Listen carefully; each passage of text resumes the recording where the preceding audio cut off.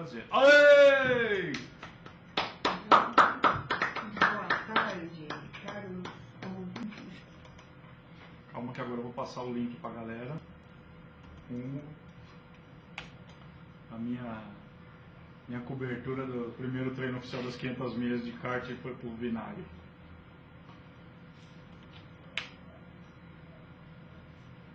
Eu vou começar a gravar. Ele é suave.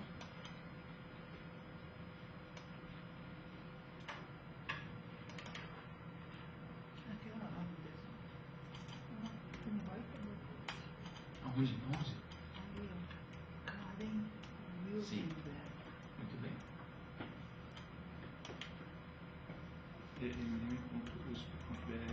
Livro, você vê que a mulher é mais sujetada, né? A mulher é eu já vi isso, não tem gosto nenhum. Não tem gosto. Nossa, eu cheguei ouvindo não, achei que você quer me ajudar.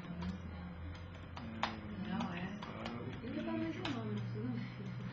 De começamos por mencionando, né? Meu Deus, mas são terríveis. Cada coisa dos comentários, né? Não sei, claro.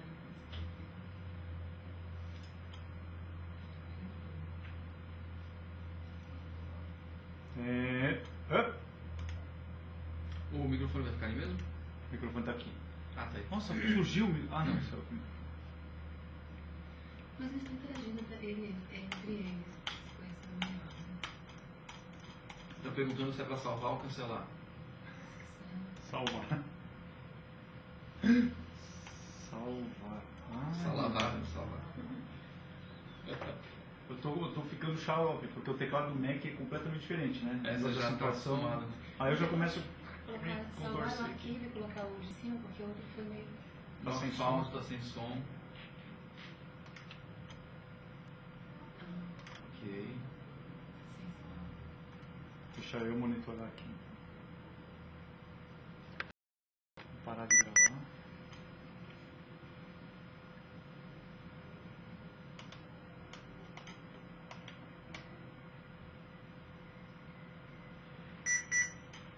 Oi, gente!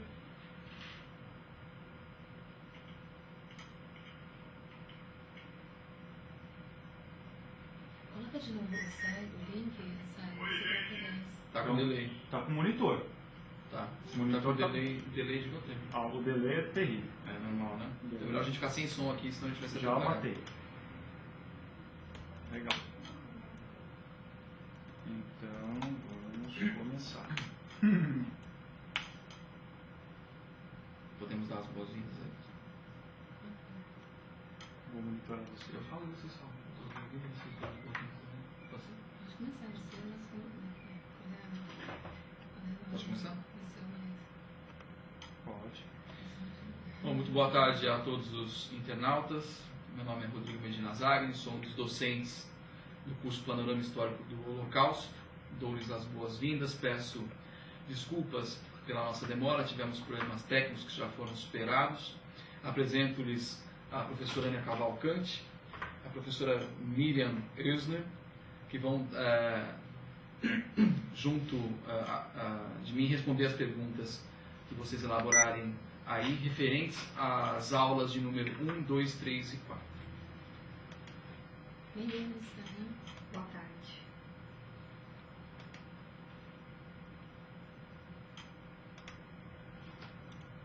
Sim, as perguntas aqui no chat.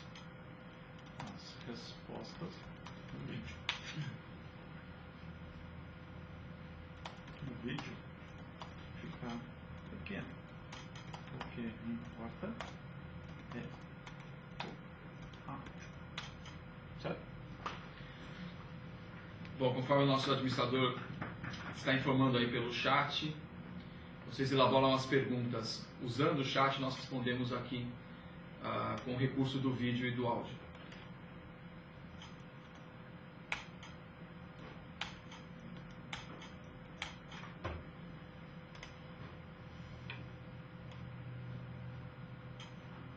No abro o Writer, eu copio as perguntas e jogo no Writer para vocês conseguirem ler melhor. Ah tá, senão vai... Eu vou ficar doido.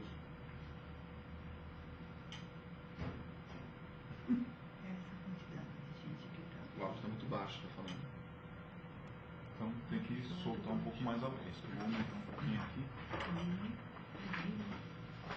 Aí vem as perguntas. Como é que a gente faz para responder? Nós combinamos?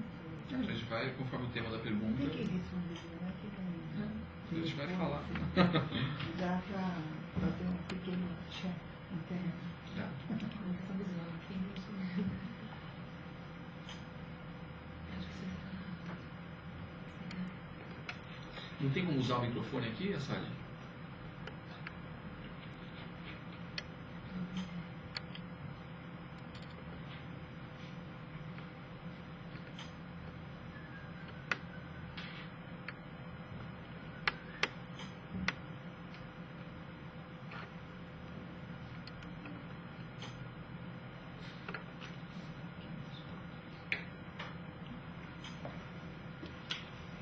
Bom, vamos lá, vamos ver o que a galera está cuspindo.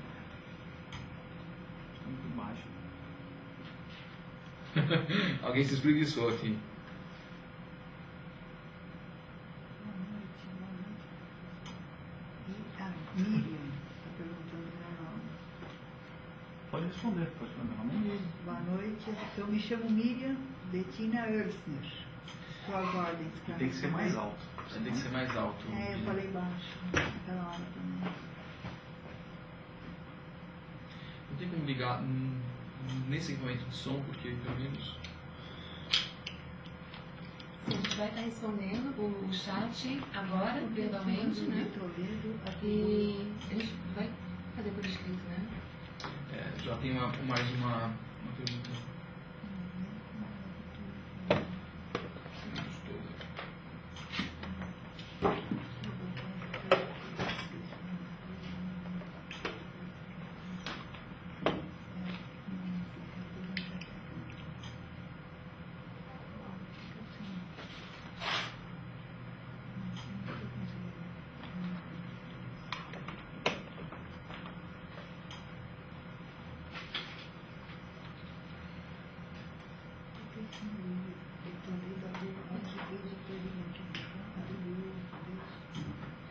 O conceito do ensinamento, na verdade, né?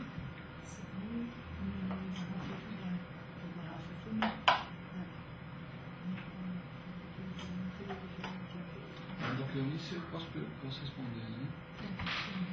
Se vocês já tiverem, se vocês tiverem algumas perguntas que já podem ser respondidas só por Paulo, leia a pergunta e Bom, eu vou falar então primeiro da pergunta da Cristina Maria. Ela pergunta: por que o Sínodo de Toledo atribuiu aos judeus o peso da Inquisição? Bom, eu acredito que o Sínodo de Toledo seja mais corretamente tipificado como uma das etapas de um longo processo histórico, não é? Que é bem anterior, né? É fruto já de uma aurora pré-cristã, que é do antijudaísmo, não é? O primeiro manifesto escrito contra os judeus, vocês puderam verificar no meu texto, ele é já do ano 200 da era cristã, sob Tertuliano, e o judaísmo, via de regra, na cosmovisão cristã, era associado às imagens demoníacas, o que condiz com o mito cristão do deicídio, não é? De que Jesus teria sido morto, Jesus, filho de Deus, confundido também na cosmovisão cristã com o próprio Deus, teria sido morto pelos judeus. Isso leva Cipriano, em 250, a escrever que os judeus eram filhos do próprio diabo, não é? A gente tem também textos cristãos que instigam os fiéis a queimarem as sinagogas, né, entendidas como castelos de Satanás, e a imagem medieval que é construída para os judeus é fruto, não é, desse processo então de longa duração. O Sínodo de Toledo, que é o que faz recair o peso da Inquisição sobre os judeus, não é, carrega então essa herança antijudaica do cristianismo. Vai estar respondido? Acho que sim. Eu fiquei prestando atenção, acho que tá Tem bom. uma sobre a definição de antissemitismo. Ah, tá. Quer responder? Mas pode ser. Você respondeu? Espera aí, deixa eu aparecer de novo aí. ficou melhor. Então, é a pergunta? Essa aqui. Se tem Versão científica. ensino científico. Tá, ela respondeu. A gente responde junto, a gente pode... Bom, eu vou me ater agora à questão da Cleonice Terezinha. Ela pergunta: segundo alguns dicionários, antissemita é todo inimigo da raça judaica, bem como sua cultura e influência. Não seria diferente ao antissemitismo científico? Afinal, todo ou quase tudo que os judeus fazem ou produzem não é bem aceito. Outra perseguição é o nazismo. Eu pergunto, até quando? Bom, vejam. Espera aí, Assad. Bom, o antissemitismo científico, ele é uma das dimensões do antissemitismo como um fenômeno mais amplo e complexo e que não abarca tão somente os judeus. Não é? O antijudaísmo é um dos tipos de antissemitismo possíveis. Vejamos. Assad, volta na questão. Não precisa fechar com outra questão, já está. Então, vejamos. O judeu, ao tempo do nazismo, ele é entendido não só como um inimigo biológico, não é, nos termos da eugenia e da antropologia rássica, da sociologia genética, mas também um inimigo da cultura germânica, não é? Também um inimigo moral do corpo da sociedade, segundo o desenvolvimento do darwinismo social, não é? Sobre a definição de antissemitismo, você quer falar alguma coisa? Além dessa dimensão que você colocou, bem colocado, tem também o preconceito econômico, e daí de dizer que os judeus eles são, na verdade, representantes de um capitalismo e que deve ser, tem a burguesia também, tem um caráter que o nazismo coloca, e político, de confundir judeus com pessoas de esquerda, ou fazer como sinônimos o bolchevismo e o judaísmo, né? E a questão em relação ao dicionário, por exemplo, antissemitismo, semita não só os judeus, mas também são árabes. Mas o termo antissemitismo, que foi cunhado no final do século XIX, ele hoje em dia ele é o sinônimo de antijudaísmo. Então, que é só para não confundir, provavelmente no dicionário deve ter que semita são também grupos judeus e de árabes. E outra questão, a raça judaica, não sei porque foi colocado no dicionário, eu pelo menos discordo de que existam raças humanas. A questão de raça não é com seres humanos. Então a gente fala cultura judaica, ou até povo judaico, povo árabe, mas não raça. Enfim, você seria bem... Eu ainda dizer ao que o professor Rodrigo estava falando, que o antissemitismo na Alemanha considerou o judeu como infectando a raça pura ariana. Ele seria assim ele estaria infectou já 2000 anos atrás, no nascimento de Jesus Cristo, como um judeu que estava infectando a raça ariana. Próxima pergunta? Um momentinho, a gente vai só tentar trocar o microfone aqui. Enquanto estava gravando, eu não consigo trocar selecionar o microfone.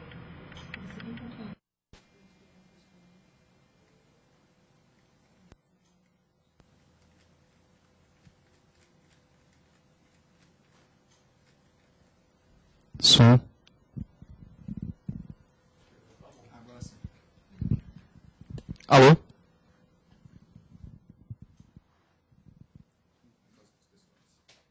Essa da Ania, da Gonçalves, já foi respondida, é isso?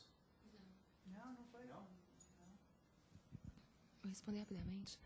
A próxima pergunta, acho que não está funcionando. Está funcionando, Sérgio? Tá. Pode falar. Está funcionando? Mas eles... então desculpa, acho que falei alto. A outra pergunta da Rosemarie. Em seu texto você colocou as moças arianas e os soldados SS tiveram filhos, alguns se tornaram autistas. Qual o destino dessas crianças? Se foi a eutanásia.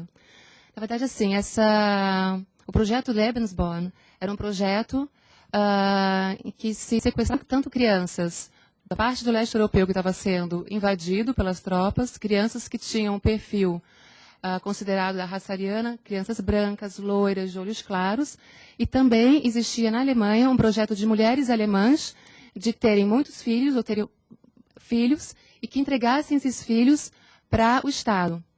E quem controlava, na verdade, administrava isso era a SS. E quem cuidava dessas... As crianças eram levadas para uma casa, e quem cuidava dessas crianças eram enfermeiras.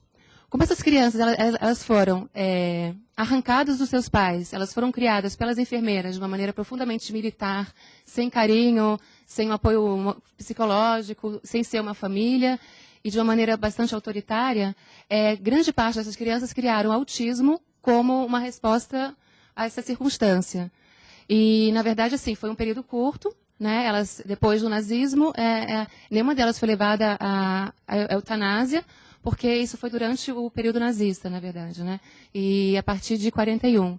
Então, essas crianças, elas foram depois, ou ficaram em orfanatos, né? Ou foram adotadas depois da guerra. É isso. Uhum.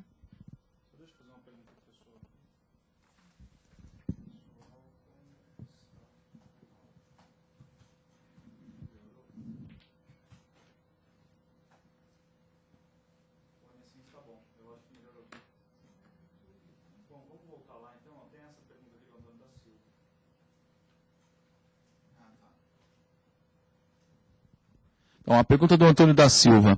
No meu entendimento, a Alemanha nazista busca, no exemplo da Inglaterra e sua colonização em África e Ásia, a maneira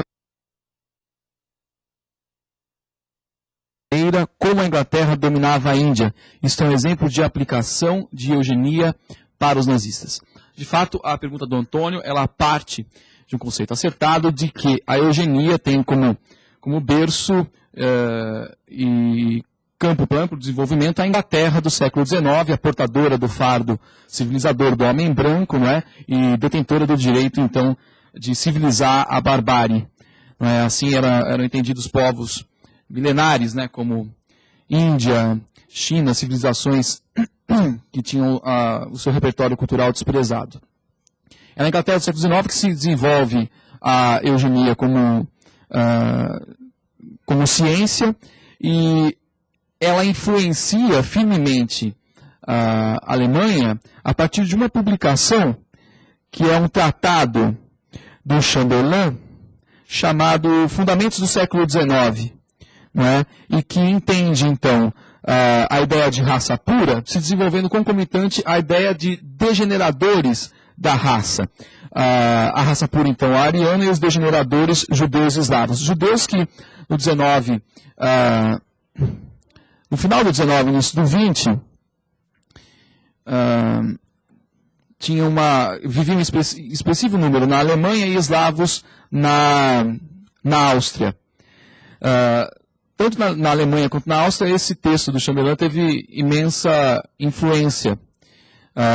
No caso específico da Áustria, um outro autor, né, seguinte ao Chamberlain, que é o Guido von List, que vai influenciar também as sociedades secretas teutônicas, né, e que rememoravam o passado medieval de grandeza da raça ariana e faziam defesa da cultura germânica, tendo como inimigos comuns judeus e eslavos, como degeneradores da raça, degeneradores da cultura ariana, entendida nesses termos como superior. Interessante mesmo verificar que o berço do eugenismo é a Inglaterra do século XIX, que serviu de exemplo mesmo para as políticas hitleristas, né, que entendiam, então, judeus e eslavos como degeneradores da raça, portanto.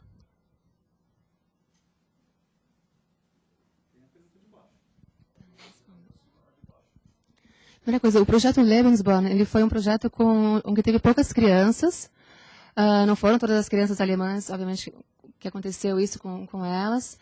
E, claro, sim, você tem toda a razão. O projeto Lebensborn, o resultado da criação dessas crianças foi justamente o oposto do que os nazistas preconizavam.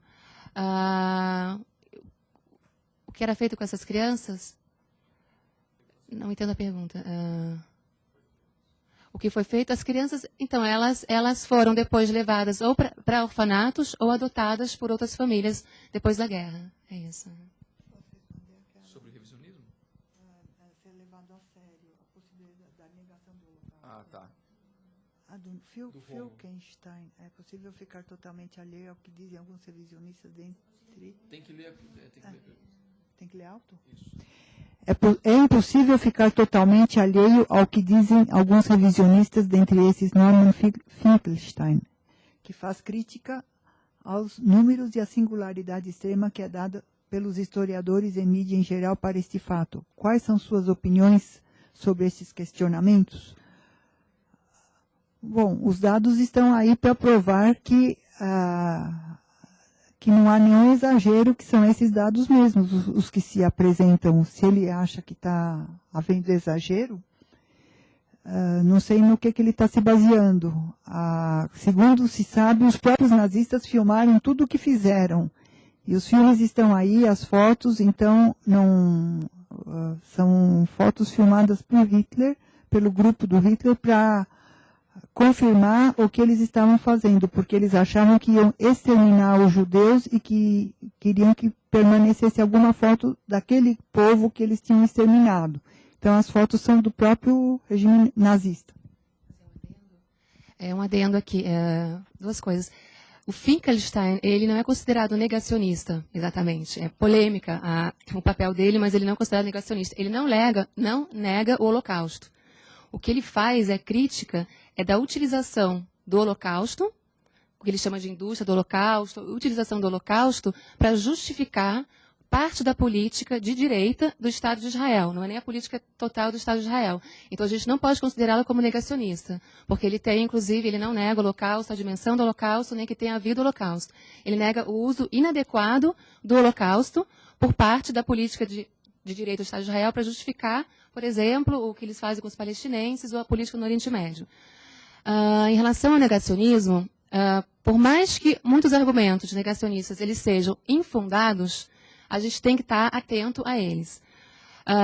Eles se fundamentam, na verdade, em mentiras, em falsificação da história. E como a professora Miriam Ellison falou, a gente sabe que o nazismo e o Holocausto são um período da história dos mais documentados. Uma parte da documentação foi queimada pelos nazistas, foi perdida, mas a gente tem documentação desde que grande parte da documentação de campos de concentração, das pessoas que morreram, de listas, de pessoas que foram deportadas, assassinadas, a gente tem documentação, grande parte disso. Eu vou citar um exemplo de um antigo negacionista chamado Jean-Claude Pressac, que foi, interessantemente, o primeiro historiador a ter acesso, quando foi aberto recentemente, em 91, os arquivos da antiga União Soviética. Nesses arquivos tinha documentação sobre os fornos crematórios de campos de concentração e de extermínio. Ele negava o Holocausto. Ele era, inclusive, do grupo do Roberto Faurisson, que é um dos maiores negacionistas, que até hoje está aí sendo publicado, utilizado e repetido por muitos grupos, inclusive, e em faculdades. Ele teve contato com essa documentação, e a partir dessa documentação, um estudo muito aprofundado, detalhado, ele deixou de ser um negacionista, porque foi comprovado que em Auschwitz foram assassinados mais de 1 milhão de pessoas, a partir dessa documentação que ele teve. Então, assim, se a gente olhar a documentação, a gente analisar objetivamente as fotos e tudo, não há como negar o que aconteceu. Pode se discutir fontes, existem controvérsias, não existe consenso, mas como negar o Holocausto não é impossível, né?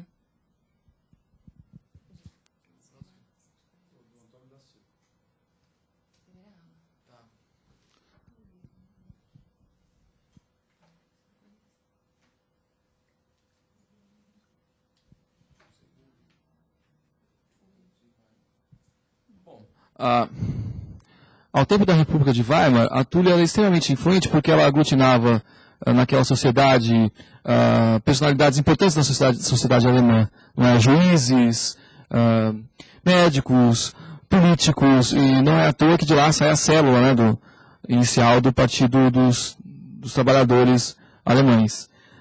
Agora, o grau de inserção dela no governo do imperador Guilherme II e da República de Weimar, ela não é direta, apesar de essas sociedades secretas terem tido uma participação importante em movimentos contra-revolucionários na Alemanha, conservadores, reacionários em relação à possibilidade de expansão do socialismo, né, que ganhava corações e mentes a leste.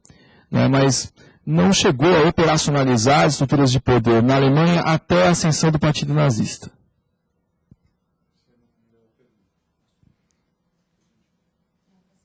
Eu me referi à pergunta do Antônio da Silva, referente à primeira aula, onde é citada a Sociedade Túlio de Munique.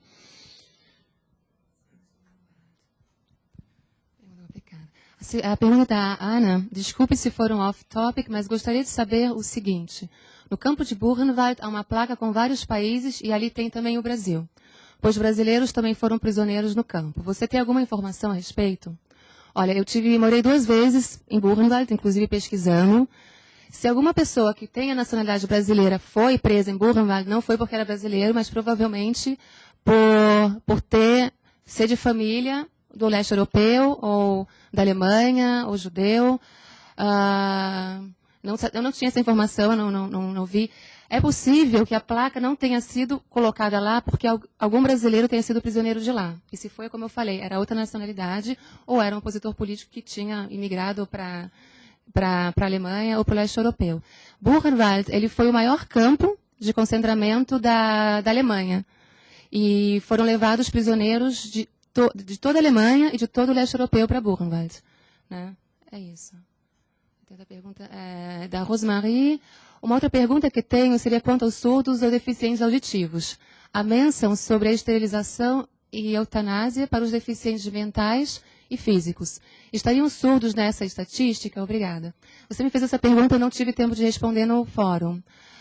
Sim, deficientes auditivos, surdos, mudos, eles eram também levados à eutanásia e assassinados. Obviamente que existiam os médicos, eles faziam seus critérios de seleção, os médicos, e grande parte deles foram realmente levados para assassinados, né? Então, estão incluídos também surdos e mudos. Rômulo, eu vou responder a sua pergunta em parte. Exatamente porque coincide com o meu tema de doutoramento, que é a política externa dos Estados Unidos no período Primeira e Segunda Guerra Mundial. Você pergunta, vocês traçaram um panorama geral da Europa pré- e pós-Primeira Guerra Mundial. Eu gostaria de saber mais sobre o Oriente Médio e Estados Unidos. Eu vou falar sobre os Estados Unidos, então. E vejamos se eu consigo lhe contentar. Sobre os Estados Unidos, no pré-Primeira Guerra Mundial, a gente tem que entender a sua política externa ainda se configurando em termos hegemônicos. Eu entendo as aspirações da política externa dos Estados Unidos como hegemônicas já desde o final do século XIX, o marco fundamental 1898, o enfrentamento militar entre Estados Unidos e Espanha na Guerra Hispano-Americana, que vai sangrar a independência de Cuba, e que ao término, ao término se desvela uma política consciente dessas aspirações hegemônicas com a promulgação da Emenda Platt, que reduz Cuba a uma espécie de protetorado de fato dos Estados Unidos e lhe rende ainda, como parte do butim, no seu enfrentamento com a Espanha, os territórios de Porto Rico e Filipinas, conformando mesmo um efêmero império. Bom, a partir daí, enquanto potências, as principais potências europeias estavam ocupadas da neocolonização da África e sul-sudeste da Ásia, os Estados Unidos passavam a tomar a América Latina em perspectiva dos seus projetos de expansão de capitais que tinham apoio nas armas. O enfrentamento militar como uma das dimensões da expansão de capitais, então é o imperialismo como fase superior do capitalismo, como disse Lenin. O século XX, para os Estados Unidos, é o de orquestração dessas políticas hegemônicas. Vão ter no fenômeno do pan-americanismo uma tentativa de empreender a liderança hemisférica no hemisfério ocidental, não é? Só que logo essas políticas são abaladas pelo enfrentamento militar no contexto da Primeira Guerra. A gente sabe que os Estados Unidos saem da Primeira Guerra sem participar da grande organização internacional que pretende empreender a segurança coletiva, que é a Liga das Nações, que fracassa já, diante da negativa dos Estados Unidos de participar. E a crise de 1929 põe fim nesse período de pan-americanismo, põe fim em uma política externa dos Estados Unidos de perfil internacionalista e impõe um isolacionismo, que põe fim ao pan-americanismo. Esse isolacionismo vai perdurar até pelo menos 1943, quando, na arena política interna, os intervencionistas vencem os isolacionistas e conseguem a entrada dos Estados Unidos no conflito armado. É importante dizer que esse debate na arena política interna entre isolacionistas e intervencionistas revelavam dois tipos de percepção sobre o conflito mundial. um tipo de percepção isolacionista, notadamente anacrônico, pensando a Segunda Guerra nos termos da Primeira. Ou seja, os Estados Unidos estariam geopoliticamente protegidos, não é, por 2 oceanos.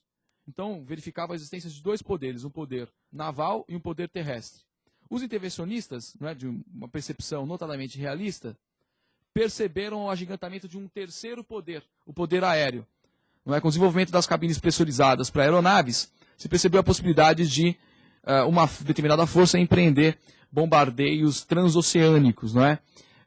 Então, nesses termos, os 2 oceanos não configuravam mais as defesas possíveis para os Estados Unidos. A primeira linha de defesa, então, seria o equilíbrio de poder no Velho Mundo, este que já havia sido obliterado pela expansão nipo-germânica. A segunda linha de defesa seria a América do Sul. Isso explica o avanço das políticas estadunidenses no período para cooptar a América Latina no seu esforço defensivo, antes mesmo de ela entrar na contenda. Não é? Então, as negociações para que os Estados Unidos estabelecessem bases em Fernando de Noronha e Natal, elas condizem com o avanço nazista na África. E a possibilidade de as bases de voo da Luftwaffe, não é, que estavam alocadas ali a uma distância de voo plenamente viável do hemisfério ocidental, da costa brasileira. Então, já essa percepção realista é ela que ganha o embate na arena política interna, né, e que leva os Estados Unidos, em 1943, a entrar no conflito armado. Ok? Bom, sobre o Oriente Médio, alguém pode falar? A pergunta era dos Estados Unidos, o Oriente Médio, eu dei conta dos Estados Unidos aqui.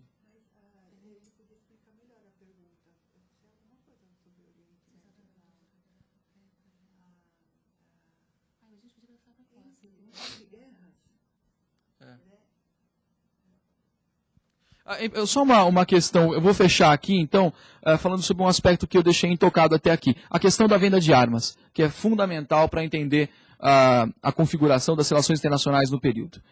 Após a crise de 1929, ou mesmo antes, após o envolvimento dos Estados Unidos na Primeira Guerra Mundial, teve-se uma percepção partilhada de que o comércio internacional de armas era nocível ao equilíbrio de poder, não é? À segurança coletiva. Isso foi agravado na crise de 1929, porque obrigou a política externa dos Estados Unidos a adotar uma espécie de ostracismo, não é? Então, o Pacto das Américas, que vem no pós-Primeira Guerra Mundial, ainda tem um agravante em 1929 da crise, e aí são promulgados os atos de neutralidade, não é? No contexto do New Deal. Okay? Os atos de neutralidade proibiam a indústria estadunidense, a indústria de armamentos, a vender armas para outros países. Então, o que acontece em relação às políticas de segurança interamericanas? Se percebe que, por conta do avanço nipo-germânico na Europa, não é? A América, que necessitava se armar no esforço defensivo, e adquirir armas de quem? Bom, Getúlio Vargas resolveu a questão comprando armas da própria Alemanha. Não é? É a Krupp que vai fornecer armas para o governo brasileiro. Isso configura um problema imenso, porque você já tem aí uma notável simpatia de parte do oficialato das armas brasileiras, chilena e argentinas, por exemplo, não é? A Wehrmacht, ao exército alemão. Esse é um problema enorme. Na Argentina, agravado pelo fato de as academias militares terem sido fechadas no início do século e os oficiais de carreira, não é, os oficiais de formação francesa eram os oficiais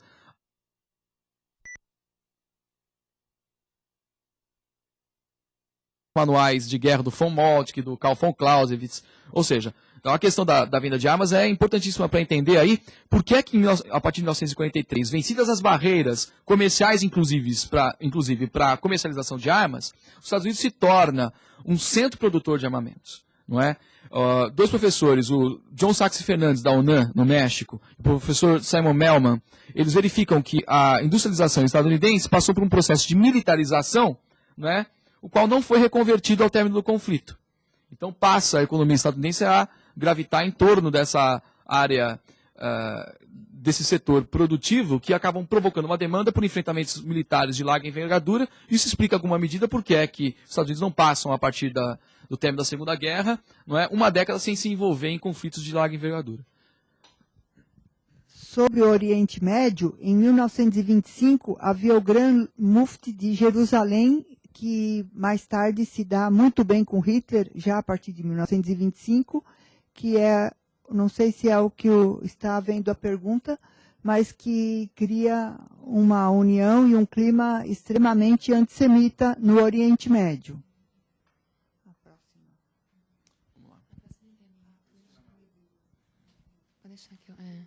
Que medidas estão sendo, da Cristina Maria, né? Que medidas estão sendo tomadas efetivamente em relação às indústrias alemãs que se recusam a reconhecer o trabalho escravo de judeus e se negam a indenizar os remanescentes da barbárie? Vamos por partes. Grande parte das indústrias alemãs, elas reconhecem que utilizaram trabalho forçado. A questão, e você tem processos de indenização, assim, o reconhecimento é mais recente. O processo de indenização é outro, porque é um processo complexo, com, enfim, Israel, com outros, enfim, países. Você tem, na década de 50, você tem algumas indústrias que foram acusadas e pagaram uma parte de indenização, aproximadamente 50 milhões de Deutsche Marcos, para pessoas que exerceram trabalho forçado. Na década de 60, você tem uma outra leva de processos de indenização. Agora, foi depois da queda do Muro de Berlim, no governo Schröder, em 1992, foi fundado um fundo de indenização de vítimas do Holocausto, e não só de trabalho forçado, mas do Holocausto, e que englobou, na verdade, as empresas e 2 bancos que reconheceram o Holocausto, a exploração e a barbárie, a tortura dos seus prisioneiros. E várias dessas indústrias que não tinham reconhecido. Por exemplo, nesse fundo você tem a Krupp, a Siemens, a BASF, a Bayer e outras empresas, e o Deutsche Bank e o Dresdner Bank nesse fundo. E a partir desse fundo, ou seja, você tem um reconhecimento das empresas. São raras as empresas, na verdade, que não reconheceram ou não estão nesse fundo. Um desse exemplo foi quando a gente estava sendo construído o Memorial do Holocausto em Berlim, em 2002, se eu não me engano. Uma das empresas que estava financiando esse memorial era a Degas, que foi uma das empresas que era ligada à Gfarben, ao maior conglomerado químico da Europa durante o nazismo, a Segunda Guerra Mundial, e que foi o fornecedor do gás Zyklon B, que foi o gás utilizado em câmaras de gás. E ela era uma filial, uma subsidiária, na verdade, da IG Farben. Então foi um escândalo em Berlim e a gente, enfim, se tirou, obviamente, a Degas, e a Degas não está nesse fundo de indenização. Aí não é uma questão de trabalho forçado, mas de reconhecimento na participação do Holocausto e de perseguição de vítimas. Então, assim, existe uma discussão e as empresas reconhecem e tem reconhecimentos interessantes. A Krupp, por exemplo, no livro de história dela, ela reconhece, durante o período nazista, a barbárie que cometeu. Então, você tem esse reconhecimento. A Siemens tem, eu só não me recordo qual cidade, tem um monumento em homenagem, eu diria, não sei se é a melhor palavra, homenagem, mas em remembrança das vítimas de trabalho forçado que a Siemens teve, né, que exerceu, que eu acho que é de 1992. É isso. Bom, eu quero responder a pergunta do Rômulo. Ele...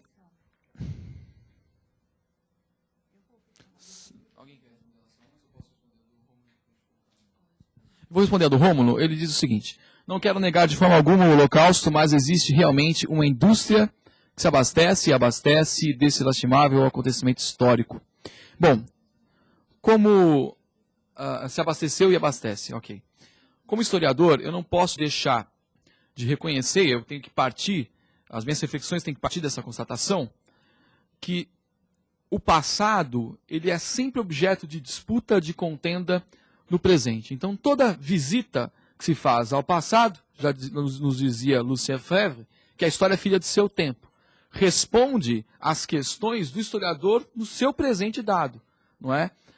Onde ele tem a sua utensilagem mental, não é, datada, respondendo àqueles problemas daquela época, daquele local, que o motivam em direção ao passado para fazer as perguntas que ele achar pertinentes aos documentos com os quais ele se enfrenta.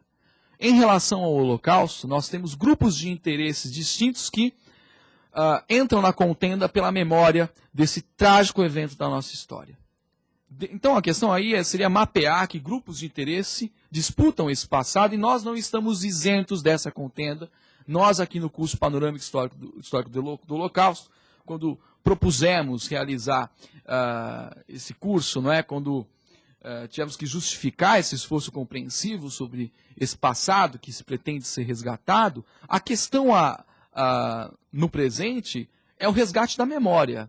Não é? A memória carregada de sentidos e significados para cumprir tarefas no presente.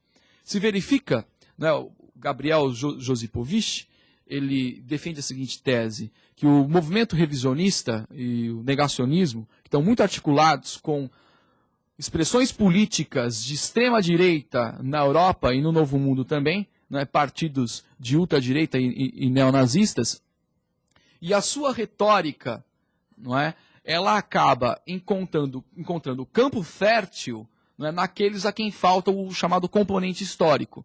Não é? Na ausência do componente histórico, essa retórica consegue penetração mais eficiente.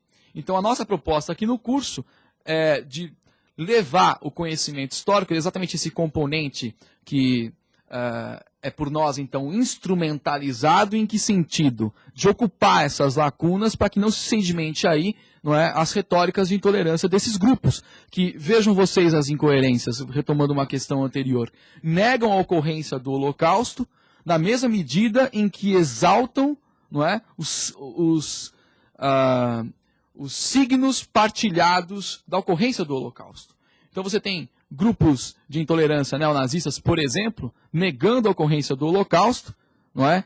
E gravando CDs de músicas defendendo a aniquilação do povo judeu.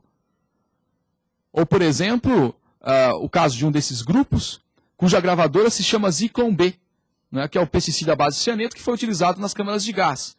Qual a incoerência? Dizer que não existiram as câmaras de gás e exaltar o pesticida? Me parece claro que uma incoerência. Eu não estou cobrando um grau de sanidade muito grande desses grupos, mas, enfim, tem que ser demonstrado o grau de incoerência e nós temos que militar por meio da educação, não é, para a criação de uma cultura da tolerância e de aceitação da diversidade, aceitação do outro. Porque não é só o judeu que foi estigmatizado na história, ele foi vitimado no Holocausto, mas a apropriação desse passado no presente tem esse sentido, não é, de militar por uma cultura da paz, onde o outro, seja ele quem for, não seja bestializado, estigmatizado por nenhuma política de intolerância. Eu acho que distorceu um pouco a resposta, porque eu percebi na pergunta dele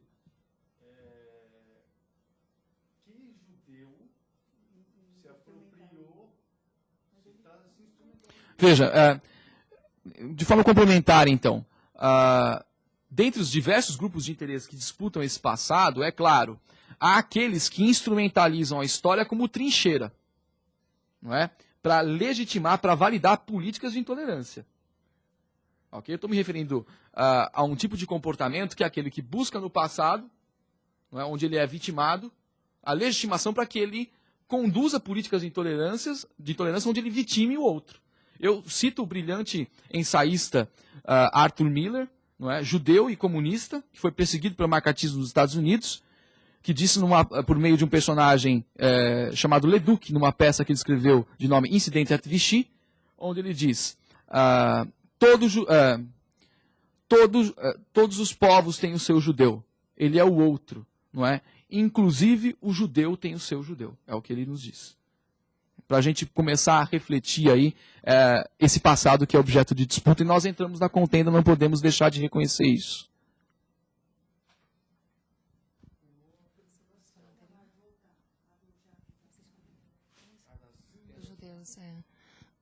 A Selma pergunta em seu livro Os Judeus, o Dinheiro e o Mundo, Jacques Attali fala das relações do povo judeu com o mundo do dinheiro. Que papel importante tiveram os judeus no mundo das finanças? Bom, é interessante como muitas vezes se associa o judeu com dinheiro, o judeu com banco, com finanças. Os judeus até o final da Idade Média, início da Idade Moderna, eles não tinham absolutamente, enfim, não tinha... Por serem imigrantes, eles não podiam desenvolver atividades, por exemplo, como camponeses, ou funcionários públicos, eram muitas vezes considerados estrangeiros, eles eram perseguidos e pelos pogroms ou essas perseguições, então eles desenvolveram atividades que não necessariamente teria que ser atividades como comércio, então eles desenvolveram atividades diferenciadas, que não, enfim. E Como eu vou explicar? Os judeus, assim, muitos deles, eles lidaram com... Eu não vou falar bem, né? Eles se tornaram, a partir, sobretudo, do século XIX e XX, não estou sabendo responder direito, né? Peraí. Eles tiveram um papel importante nas finanças ou em bancos, sobretudo quando eles se tornaram cidadãos, sobretudo com estou esquecendo dos nomes em português, com a emancipação judaica no final do século XIX, né, no século XIX. E como eles já estavam acostumados a serem comerciantes, sobretudo, porque você tem uma loja, você pode fechar e ir embora dessa loja. Então é muito mais fácil você trabalhar nisso do que trabalhar no emprego que você tenha, que ser considerado cidadão de um país, ou como aqui foi falado, camponês. Os judeus não têm uma tradição camponesa por motivos de perseguição. Agora, a questão de relacionar, por exemplo, na Alemanha, muitos judeus eles tinham seus bancos, eles tinham um importante papel, inclusive no capital da Alemanha. Grande parte do capital da Alemanha era, inclusive, de pessoas de descendência judaica. Mas, quando se coloca, por exemplo, é o título do livro, tudo bem, é um tema. Eu acho um tema um pouco assim, infeliz você considerar, você relacionar o judaísmo com finanças ou com dinheiro. Por quê? Porque os judeus, tem muitos judeus importantes, têm uma importância muito grande em trabalhos liberais, em todos os países que eles vivem e viveram, como professores, dentistas, médicos. Se a gente fizer uma comparação entre a população não judaica e os judaicos, por exemplo, grande parte dos judeus recebem prêmios Nobel em várias áreas, de literatura, de medicina e tudo. Então, os judeus, ao longo da história, eles têm um papel importante em vários setores da sociedade e não exclusivamente na área financeira.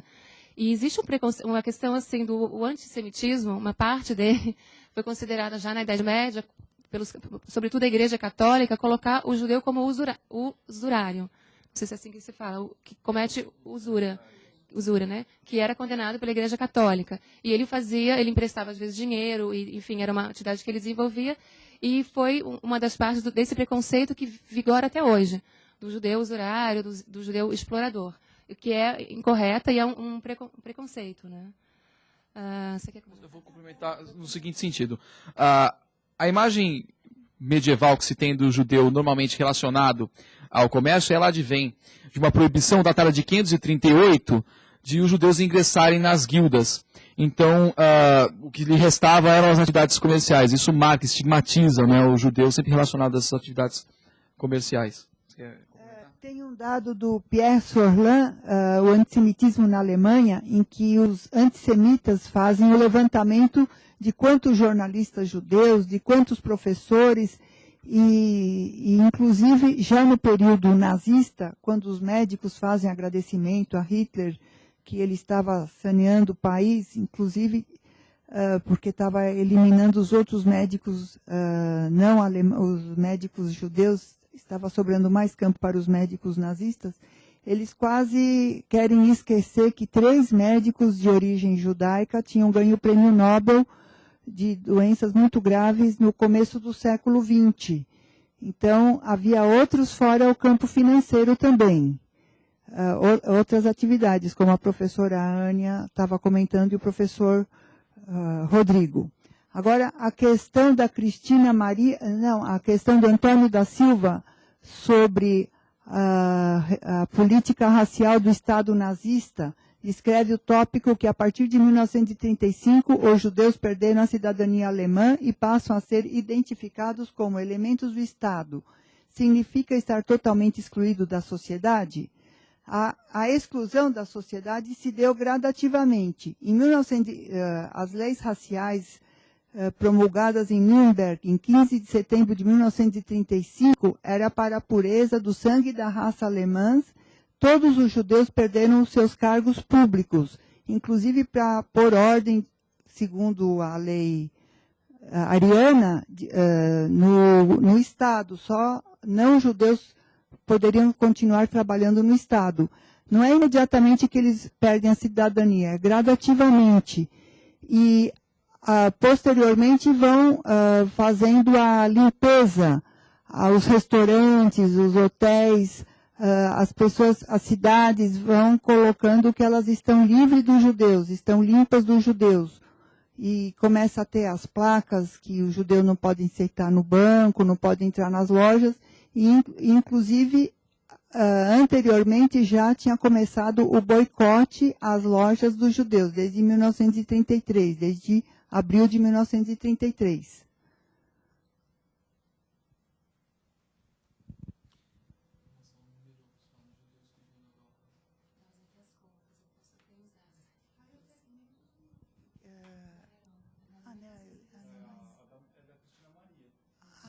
Acho que na Polônia...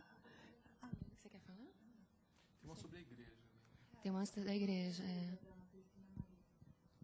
isso que eu estava aqui fazendo a conta. Você não quer alguém que é da igreja? Ou quer falar sobre a igreja?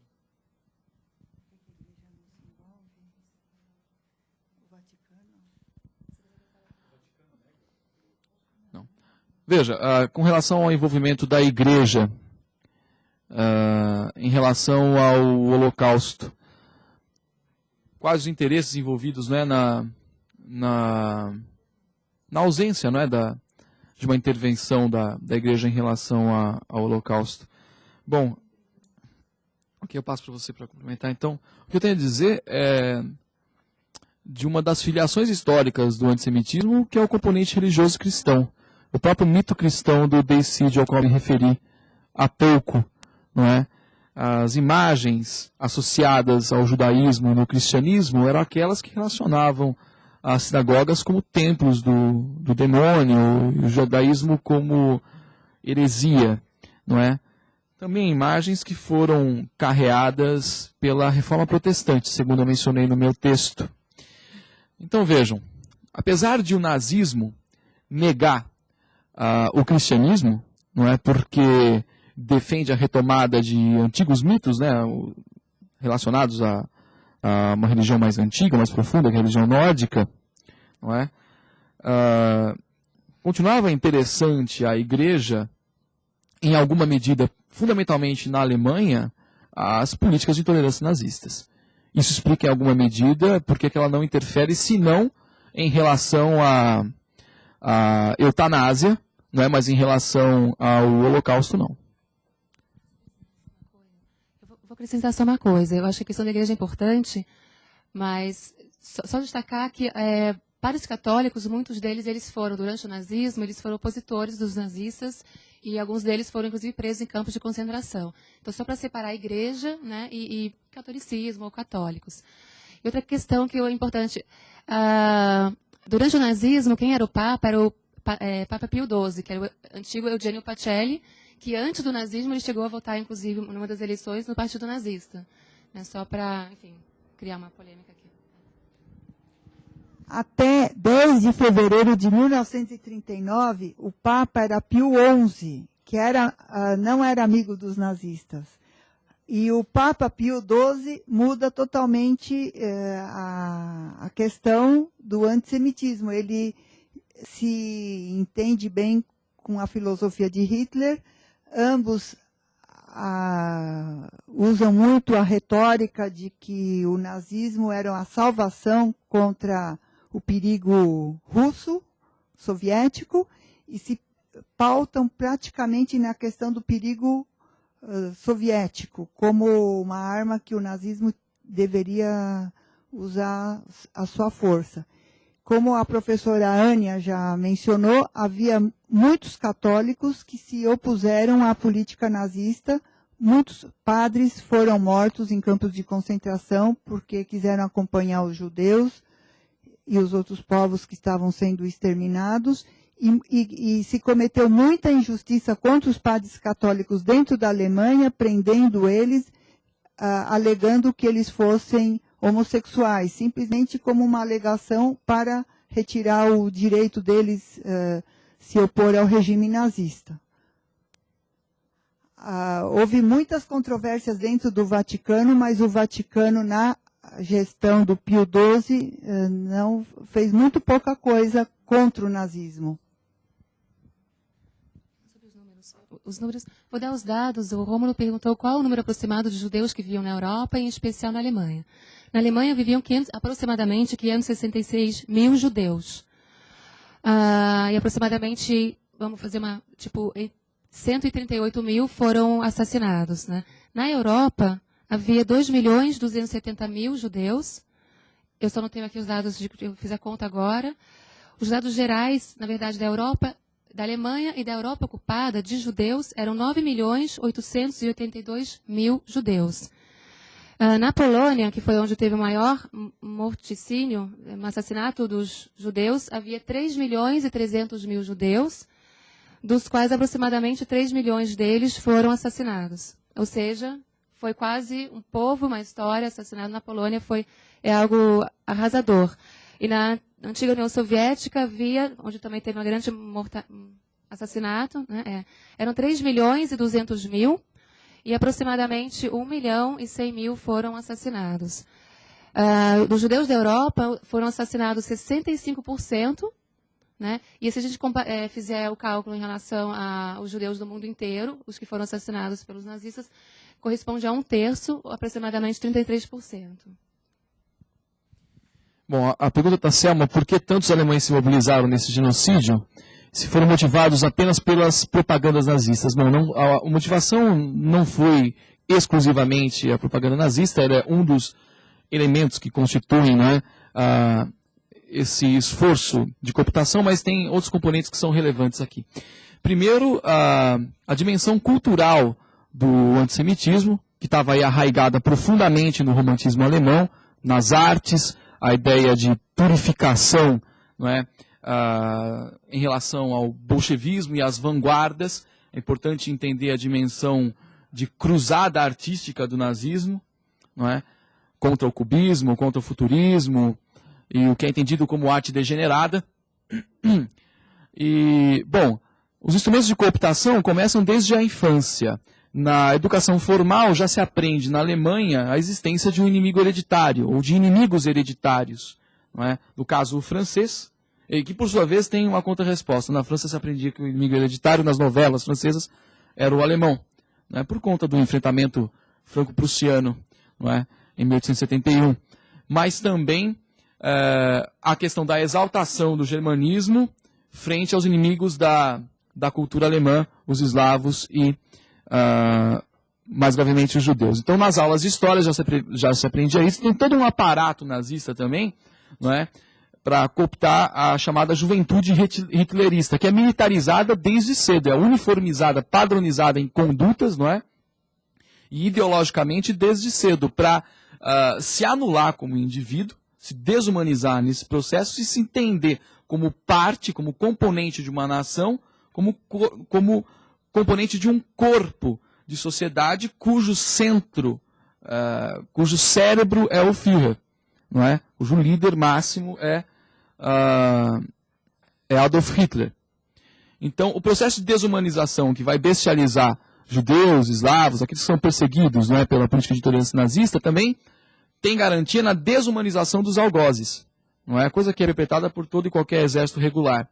Reduzir o seu combatente à condição de número. Dessa forma, ele pode ser facilmente, não só facilmente substituído, mas ultrapassar a sua condição de humanidade, o que lhes permite realizar as mais bárbaras atrocidades, não é? Bom, a propaganda hitlerista, ela foi literalmente arma de guerra, não é? Um dos seus engendradores é o Joseph Goebbels, não é? Exato, e que, bom, mobilizam todas as armas culturais possíveis e imagináveis para inaugurar um novo fronte na guerra moderna, que é a cultura. Não é? A cultura e a propaganda. Não é? Então, mobilização do cinema, a música, as rádios, para o esforço em tempo de guerra. Responde. Só para fazer um adendo a essa pergunta, quem foi mobilizado para o genocídio foram, além de alemães nazistas, teve colaboradores, ucranianos, lituanos, então colaboradores em outros países, que é importante a gente também colocar aqui. e de outros países e de outros governos também. E que também, só destacar que na Alemanha também houve oposição ao nazismo. As primeiras vítimas do nazismo foram alemães, né, que foram levados aos campos de concentramento já em março de 1933. E houve também, enfim, ajuda às vítimas por uma parte da população, obviamente, mas que houve um grande apoio aos nazistas pelos motivos que o professor Rodrigo colocou, é perfeitamente correto. Né? Tem agora... Só acrescentando esses dados dessas fotos que a gente mostrou, que são fotos de 1890 em diante, bem antes do regime nazista se instalar. O nazismo na Alemanha, o antissemitismo na Alemanha é antigo.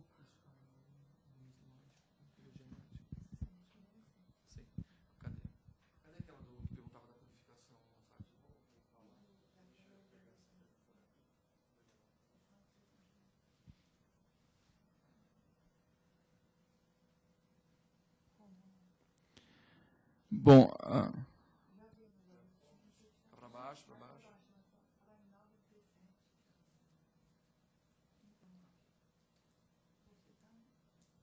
bom, a pergunta do Rômulo. Vocês sabem se alguma corrente religiosa não cristã também fez menção a uma purificação da Europa? Vejam, não é à toa que muitos círculos de ordens ocultistas, não é, germânicas, vão fazer referência a uma purificação da Europa com base no que entendiam como homens-deuses. Isso está muito presente no mito nórdico, não é? As raças criadoras da civilização, a qual a principal, entendida como raça cósmica, é a raça ariana, e que, por meio da miscigenação, decaiu, perdeu os seus poderes sobre-humanos que possuía. Então, vejam, a questão no século XIX aí é que a ciência vai ser o componente que faltava para garantir, não é, o retorno aos velhos cultos, não é? O retorno do homem à condição de homem-deus, depurando a raça dos seus degeneradores.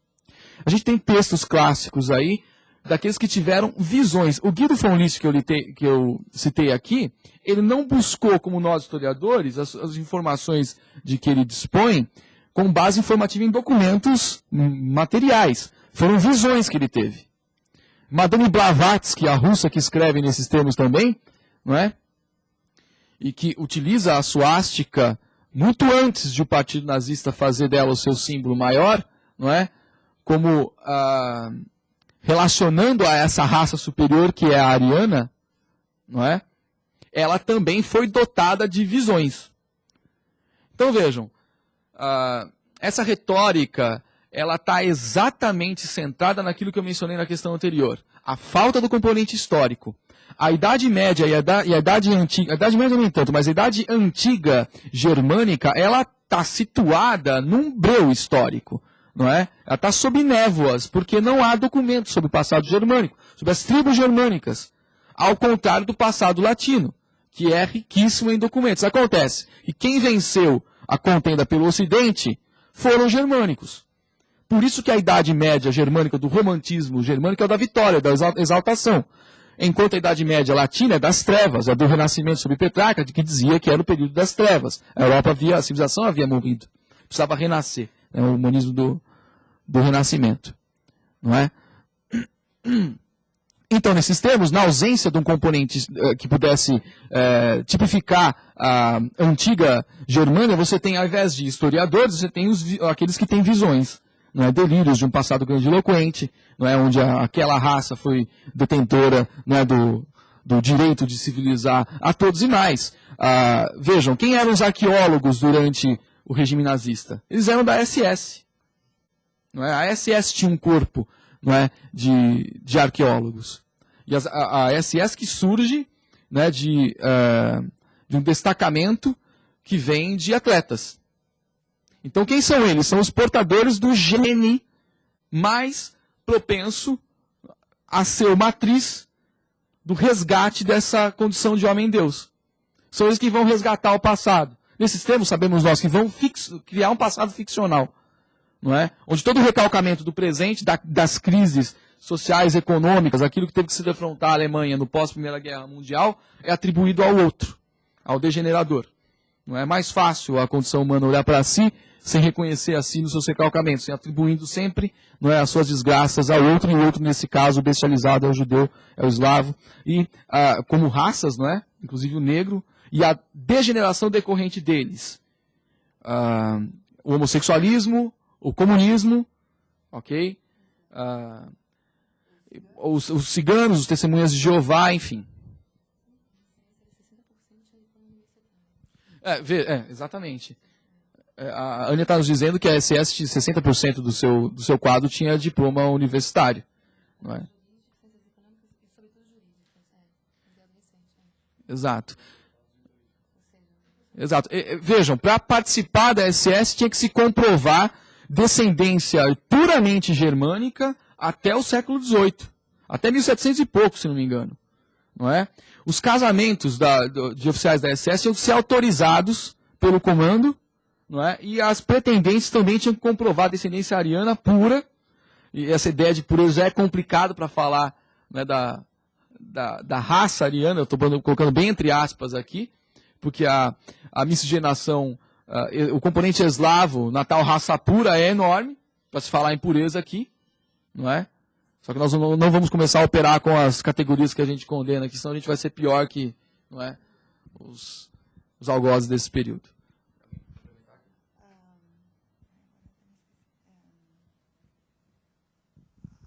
As SS também foram escolhidas para serem os que cometiam as piores atrocidades, foram escolhidos a dedo, dentro da SS. E quando um casal tinha filhos, eles anunciavam no jornal que era com grande orgulho que eles tinham dado à luz um bebê, por causa dessa eugenia, como o professor Rodrigo estava mencionando, que era um orgulho ter tido o bebê, que eles anunciavam. Se questiona orgulho do quê? Todo mundo tem filho, mas para eles era um orgulho, porque tinha colaborado com a eugenia da Alemanha.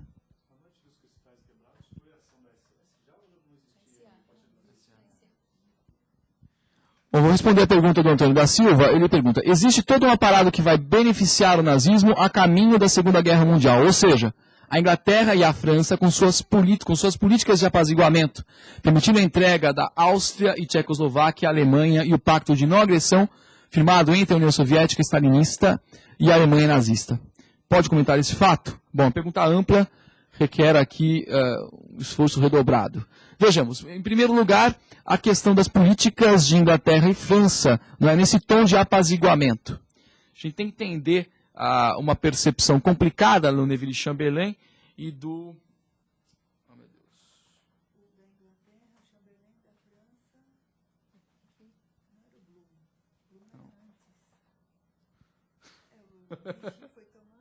Bom, tanto Inglaterra quanto França, notadamente entendiam as possibilidades de um novo enfrentamento militar nos termos da Primeira Guerra Mundial, não é?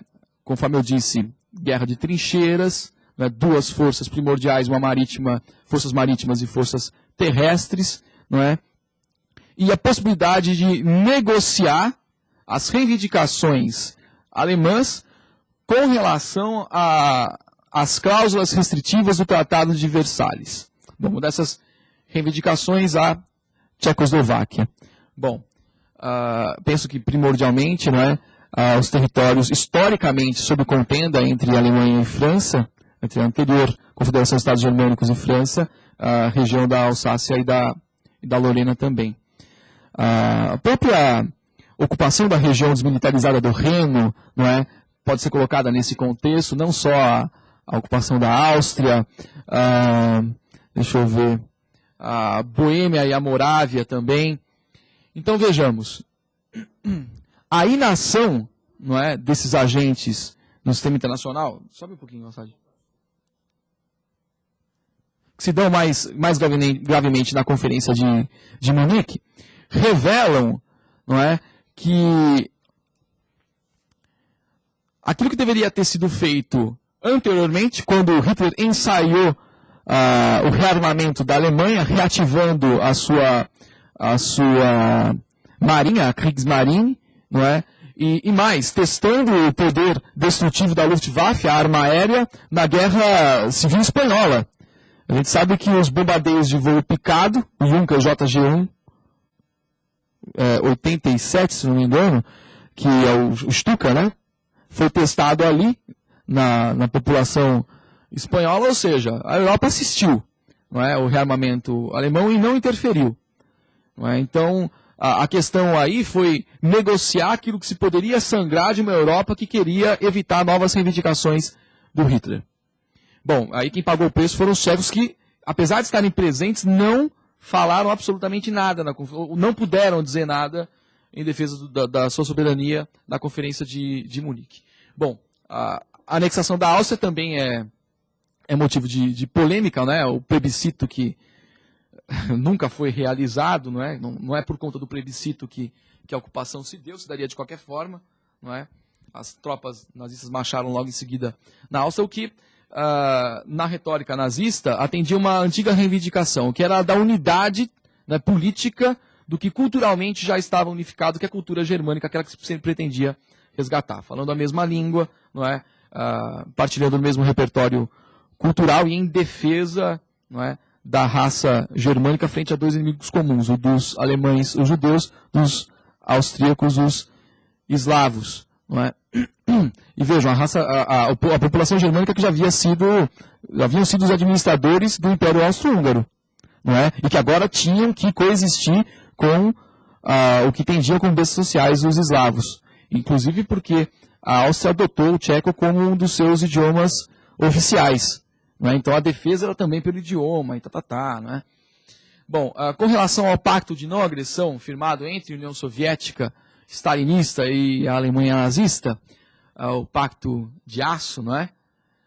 Que é extremamente contraditório em relação ao pacto anticomitano, né, que é o pacto nipo-germânico, que é o pacto contra o avanço do comunismo, já revelam uma percepção geoestratégica do Stalin, não é, de tentar adiar ao máximo possível uma invasão alemã que, bom, se a percepção fosse mais apurada, ele ia perceber que era inevitável, sequer o tratado de não agressão daria conta. E veja, há muita polêmica sobre isso na historiografia, não é, de que agentes do chamado Teatro Vermelho já tinham antecipadamente a informação da invasão, teriam denunciado a mobilização de tropas nazistas para o Stalin, e ele se negou a acreditar que aquilo fosse possível, e a população russa pagou um caríssimo preço por isso. Mas em relação ao antagonismo, não é possível aí no pacto de não agressão,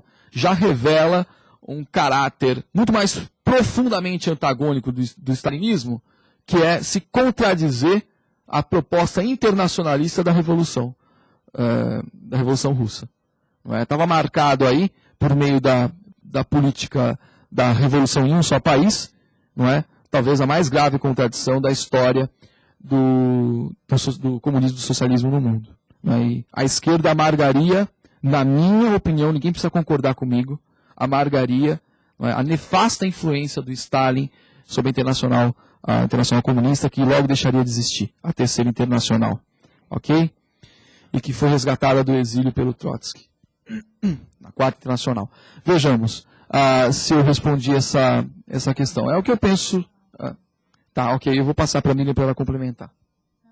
Eu concordo plenamente essa questão, porque perto da Revolução Russa de 1917, a Alemanha, a esquerda alemã estava junto com a Rússia, a União Soviética. Quer dizer que é perfeitamente o que você disse, essa falha, andar para trás, né, essa medida do Stalin. O que eu ia complementar é que, em relação à Áustria, o governante era o Dollfuss, que foi assassinado em 1934, que não queria a anexação da Áustria à Alemanha. E ele era ultradireita. Então, o grupo da esquerda, estranhamente, então, se filia à anexação porque não queria estar junto com a direita, que é o Otto Bauer, que tem muitos textos sobre o nacionalismo e o um grupo de esquerda com muitos trabalhos, muitos textos, mas que acabou não dando em nada, era a esquerda, mas que teve que estar junto com a anexação em contradição ao Dollfuss, que era da extrema-direita. Veja, só complementar, a retórica do Stalin para legitimar, não é, o pacto de não agressão firmado entre a União Soviética e os nazistas, a Alemanha nazista, era de que eles tomariam a expansão nazista como uma espécie de navio quebra-gelo. Queria vencer o capitalismo na Europa, queria vencer o capitalismo, não é, no hemisfério ocidental, e o comunismo iria se expandindo, não é, a partir do avanço nazista. Bom, vejam, os antagonismos, é óbvio, são claros, eu não vou me debruçar sobre eles, mas isso explica um pouco o próprio expurgo que o Stalin fez no seu exército, não é? E a gente consegue entender mesmo nessa dimensão, porque a intenção aí é ir para frente, tendo na perspectiva o inimigo nazista, que teria que se defrontar alguma hora, o navio quebra-gelo ia parar em algum momento e ia se voltar contra aqueles que vinham atrás, e ele não podia tomar o contragolpe. Ele não podia ter uma coluna traidora atrás de si, não é? Ele não podia correr esse risco. Então é por isso que ele faz o expurgo em suas armas e paga um preço, né, elevadíssimo por isso. Falta estrategistas no alto oficialato das armas soviéticas no período inicial de enfrentamento contra os nazistas. Bom, e é claro, a história é mais feita de exceções do que de regras, não é? Se agiganta aí o herói de guerra, o Marechal Zhukov, que vai vencer os nazistas em Leningrado, não é? Não, mas antes ele vence em Moscou. E depois ele vence o 6º Exército do von Paulus, captura todo o 6º Exército, não é? Em Stalingrado, que é o grande ponto de inflexão da Segunda Guerra Mundial. É aí que os nazistas começam a perder, não é? Então vejam, a gente tem que começar a pensar criticamente a retórica estadunidense, principalmente no cinema, se a gente não quiser ser convencido erroneamente de que foram os Estados Unidos que ganharam a guerra com o desembarque na costa normanda da França, não é? Quando pelo menos metade dos efetivos nazistas já tinham se mobilizado para o centro do conflito naquele período, que era a Rússia, quando Stalin gritava, não é, ao vento, pedindo pelo amor de Deus para ser socorrido ali. Ok? Bom, então, nesses termos, alguma homenagem tem que ser rendida, não é, à vitória russa na Segunda Guerra Mundial, que foi uma vitória militar, e também foi a vitória, não é, de uma ideologia, de um ideal de vida, de governo, sobre um regime fascista que literalmente tinha como proposta reduzir, não é, o russo à condição de escravidão. Não é? E fez isso em larga medida para a construção da Nova Berlim, não é, que o Sr. Albert Speer havia projetado já ali, não é, e que requeria mão de obra escrava para a sua construção. A reconstrução da cidade. Tanto é que o bombardeio inglês a Berlim foi entendido como benéfico pelo próprio Hitler, porque não é, ele não precisaria destruir a cidade. É um assalto de Nero sobre Hitler, né? Para render homenagem ao bombardeio inglês sobre Berlim.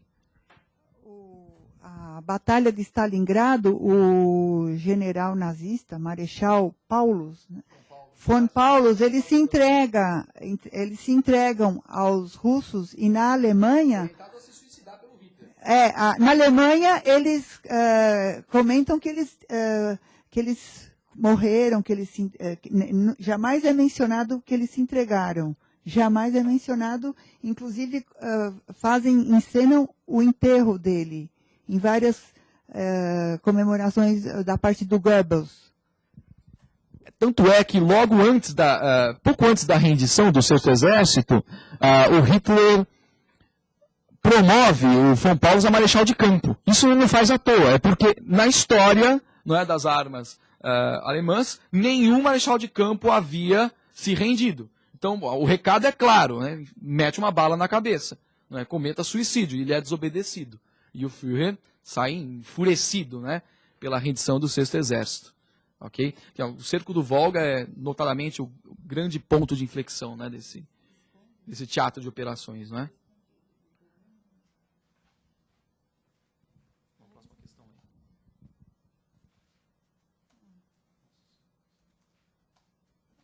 A próxima questão, eu lembro de cabeça, alguém me perguntou sobre está familiarizado com o Tsakota, uma organização católica judia que salvou muitos judeus em Polônia.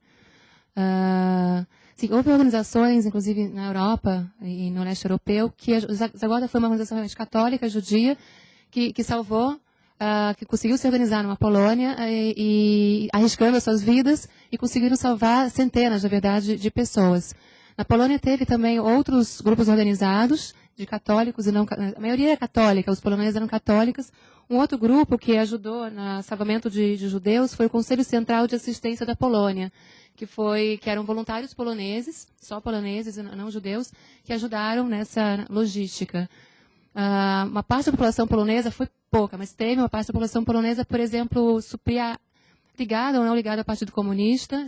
Ele também ajudava, por exemplo, fornecendo armas, ou tentando dar alimentação, ou escondendo pessoas das casas, né? Houve grupos organizados de salvamento ou de ajuda na Alemanha, minoritários, mas houve. Na Polônia, na União Soviética, você tinha os partisanos, os comunistas também. O exemplo mais incrível de uma ajuda organizada e coordenada de salvamento de judeus foi na Dinamarca. Todos os judeus dinamarqueses, eles foram salvos. O governo conseguiu, na verdade, enganar e discutir de uma maneira com Hitler, engabelá-lo, não sei, enganá-lo, e inclusive negociando também, adiando algumas das suas negociações. E foram centenas de... como é que fala? Eles tiveram, por navios, a população se organizou, e o governo também, e todos os judeus eles foram levados embora da Dinamarca e salvos, né? E as pessoas que organizaram, esses grupos organizados eram muitas vezes não judeus, católicos ou população civil também.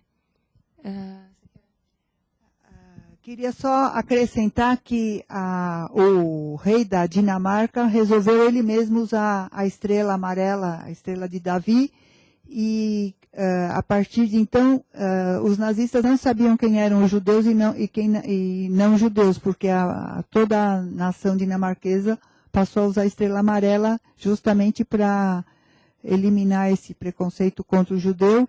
E como a professora Ania mencionou, eles transportaram, eu acho que 7/8 da população judaica para a Suécia, né? Então, praticamente todos foram salvos.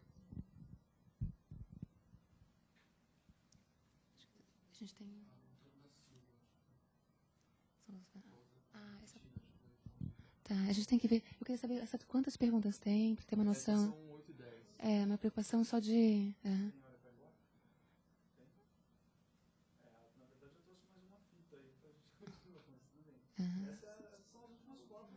Então tá bom.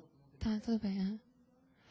Sobre a questão, o Antônio da Silva pergunta: como podemos entender a questão relacionada sobre a solução final Roma e Sinti? A questão relacionada... o Holocausto, o nazismo, com a solução final Roma e Sinti. Os Roma e Sinti, que como a gente na historiografia chama, que a gente chama aqui no Brasil de ciganos, e deixou de chamar, porque se tornou depois do nazismo um termo pejorativo, os ciganos eles sofreram uma paulatina, inclusive um processo similar aos judeus, de exclusão socioeconômica. Os Roma eles viviam já 6 séculos na Alemanha, então eles eram funcionários públicos, eles tinham seu trabalho, seus empregos. Os Sinti, eles eram nômades. E eles estavam na Alemanha há pouco tempo, ou enfim, tinham uma vida diferenciada, não era sedentária. E primeira coisa, os Roma e os Sinti, eles tiveram uma diferenciação na perseguição e na política, inclusive, de extermínio. Os Sinti, por serem nômades, eles foram considerados o alvo maior da perseguição dos nazistas. Então, eles sofreram um processo paulatino de exclusão socioeconômica. As leis de Nuremberg tiveram, semanas depois da sua aprovação, um adendo, incluindo, verbalmente, inclusive documentalmente, os ciganos como também sendo estrangeiros no Reich alemão. Então, eles perderam também a sua cidadania. E várias leis foram colocadas, inclusive, geralmente depois dos judeus, ou junto aos judeus, como personas não grata, como seres inferiores. E eles iniciaram, por exemplo, em Berlim, em 1936, eles foram levados começaram a ser levados a campos de concentramento.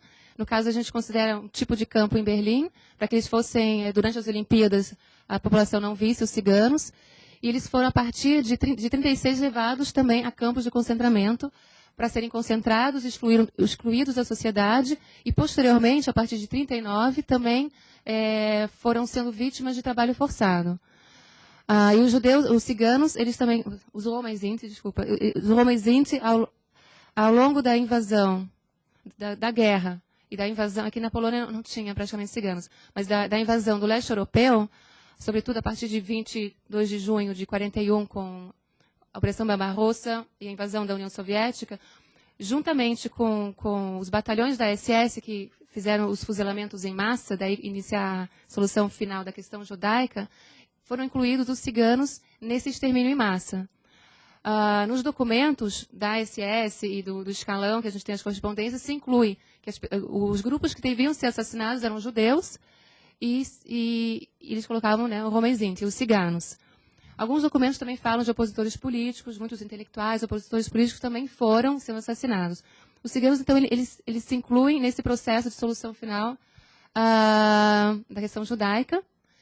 E grande parte dos homens Sinti, eles foram assassinados nesses fuzilamentos da SS. Eles também são levados para alguns campos de extermínio, em Auschwitz, é bem conhecido, tinha as barracas dos ciganos, né? E eles vão tendo esse processo de guerra e de 41, invasão da União Soviética, um processo de trabalho forçado, de concentramento, de fuzilamento em massa. Eles são levados também a câmaras de gás, foi uma minoria, mas também foram gaseados nos campos de extermínio. E a historiografia, ela polemiza se houve uma solução final da questão Homem Sinti ou uma política de extermínio.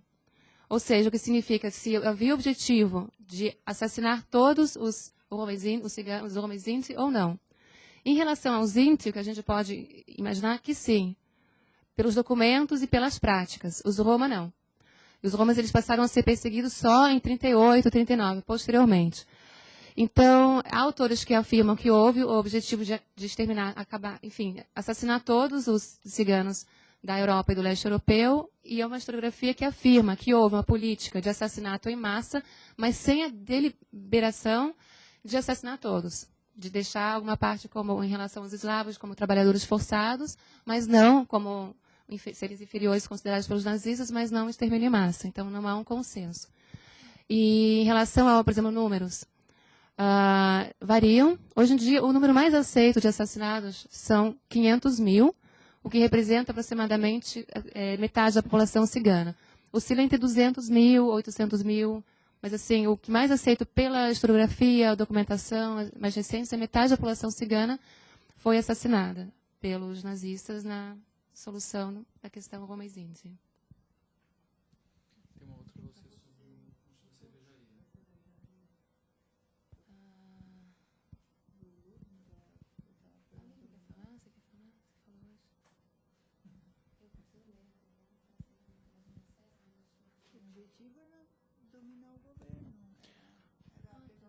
Bom, o putsch da cervejaria de 1923 foi a tentativa por parte, né, dos idealizadores do Partido dos Trabalhadores Alemães, a célula do futuro Partido Nazista, de assaltar o poder.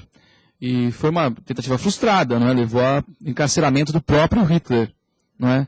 Fruto disso é o muito mal escrito Mein Kampf de 1924, não é? Chamada Bíblia do Nazismo. Também foi o evento que acabou dando notabilidade para as figuras centrais da política nazista. Quando eles saem do encarceramento, já são nacionalmente conhecidos. No final das contas, foi extremamente interessante. Não é? O fracasso, não é, se tornou a vitória. Inclusive, uma das bandeiras, não é, manchadas com o sangue de um dos mortos no putsch da cervejaria, se tornou o objeto mais sagrado cuja guarda, do nazismo, cuja guarda coube à SS. Não é? Então, veja, eles já tinham um repertório que continha, inclusive, mártires. Não é?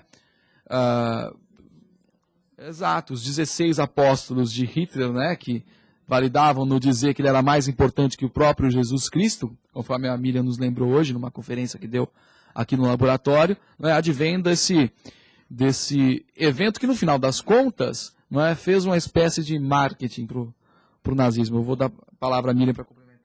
A única complementação é que, estranhamente, a prisão de Hitler foi muito relaxada, houve um relaxamento da prisão, e ao terminar o período que ele esteve preso, de 23 a 24, 25 ele já estava solto. Foi considerado muito estranho como foi fácil o julgamento que ele passou, etc. E já lançou daí logo em 1925 o livro Mein Kampf.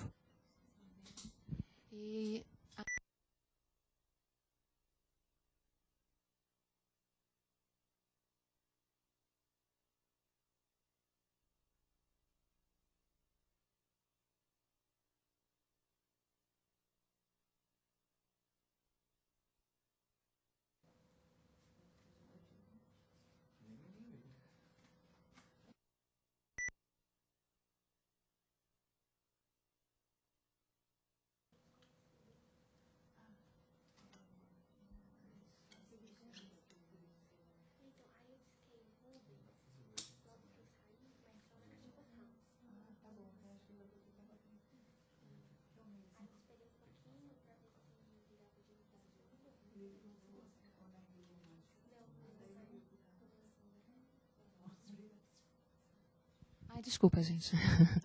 Só mais um adendo. O Hitler ele chegou ao poder, na verdade, em 1933, não tendo sido eleito diretamente. Foi o Hindenburg que foi eleito e havia o partido dele foi o segundo mais votado e então ele chegou ao poder, na verdade, porque o Hindenburg acabou, enfim, adoecendo e foi convocado, as pessoas, enfim. Já estava. Todo mundo sabia que ele estava doente, que, enfim, que poderia acontecer alguma coisa com ele, e ele acabou subindo ao poder, ou seja, não por ter sido votado, o mais votado, o partido dele foi o segundo mais votado, e pela conjuntura acabou chegando ao poder, e ao chegar ao poder, enfim. Inclusive, um dado importante aqui para mensurar, né, o conjunto de forças que estavam postas a esse tempo, é que o Partido Comunista teve um sucesso expressivo nas urnas.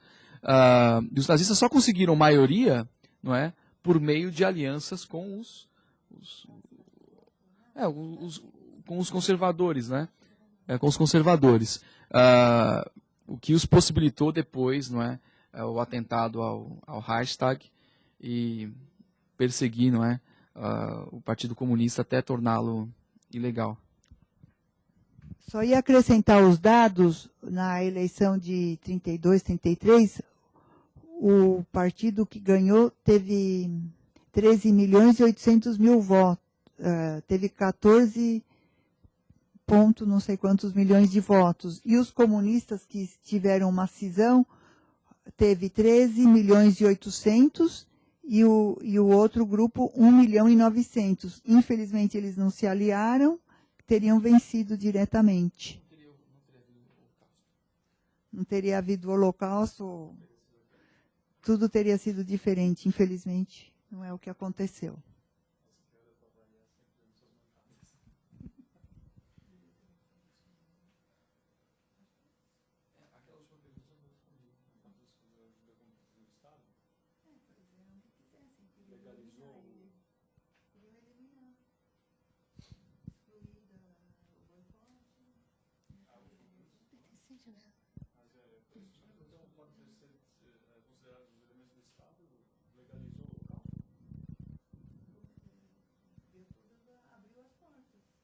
Reinventou o Estatuto da Escravidão. E do extermínio. Do extermínio, mais ainda do que... A gente pode encerrar?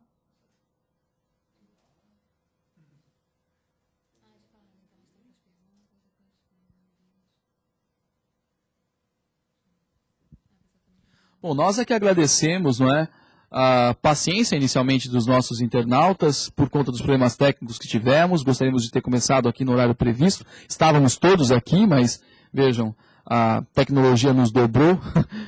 Nós tivemos que amargar aqui um longo período de espera. Eu agradeço o envolvimento de todos, não só no chat de hoje, mas nas perguntas que vêm sendo feitas no fórum.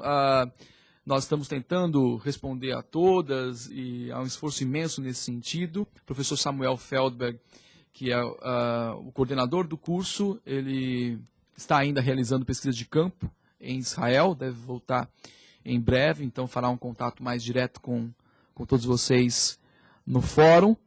E aguardem, continuem participando, fazendo as leituras que vêm sendo colocadas na nossa plataforma em Moodle. E em breve marcaremos então um chat referente às aulas 5 e 6 para que nós mantenhamos uma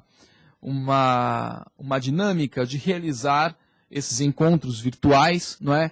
De 3 em 3 aulas. Essa primeira aula, esse primeiro chat, aliás, excepcionalmente se debruçou sobre os temas das 4 primeiras aulas, porque exatamente 2 delas couberam ao professor Samuel, que não está no Brasil no momento, então não poderia participar do chat. E eu agradeço imensamente a Anne, não é, que se prestou a vir aqui e esclarecer sobre não só as aulas dela, mas o professor Samuel, a Miriam Eusner, que nos brindou com uma conferência aqui no laboratório hoje à tarde e permaneceu aqui para auxiliar no chat. Foi de grande, imensa valia a sua ajuda. Agradeço imensamente a vocês que estão aí do outro lado e nos encontraremos em breve nas nossas várias ferramentas de ensino aí à distância. Uma boa noite a todos.